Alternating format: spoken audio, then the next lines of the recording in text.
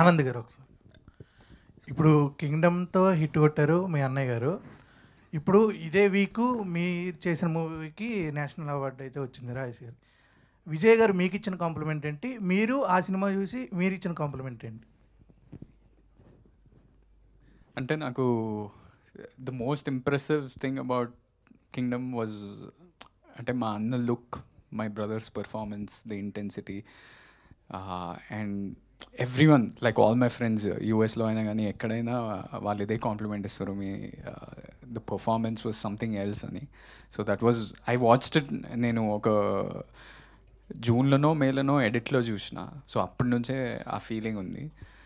And my brother in fact అంటే మా అన్న బేబీ అప్పుడే బిగ్గెస్ట్ కాంప్లిమెంట్. నేను ప్రసాద్స్లో ప్రీమియర్స్ రోజు 13th మా అన్న పక్కన కూర్చుండు.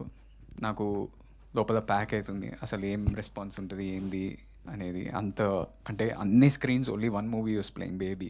అదే నాకు మస్తు టెన్షన్ అవుతుంది. నేను ఇటువైపు చూడాలనుకుంటే నాకు భయం అవుతుంది ఆయన రెస్పాన్స్ ఎట్లుంది అని. లాస్ట్లో ఇటువైపు చూస్తే ఆయన కళ్ళు నీళ్ళు తిరుగుతున్నాయి. So that is the biggest compliment and I don't think he has to say anything else. Inspire is our success mantra and Sun is the right choice for you.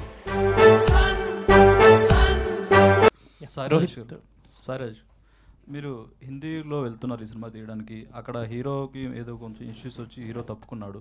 ఇప్పుడు ఈ సినిమాకి 2 నేషనల్ అవార్డులు వచ్చాయి. ఇప్పుడు అక్కడ ఈ సినిమా చేయడానికి హీరోలు ముందుకు వచ్చే అవకాశం ఉంటుంది చాలామంది. అంటే ఎవరిని సెలెక్ట్ చేయబోతున్నారు ఏంటి? ఆల్రెడీ ఫిక్స్ అయిందా, ఇంకా ఎవరన్నా చూస్తున్నారు? హీరో తప్పుకోలేదండి, ఇద్దరం కలిసి పని చేయకూడదు అనుకున్నాం యాక్చువల్లీ.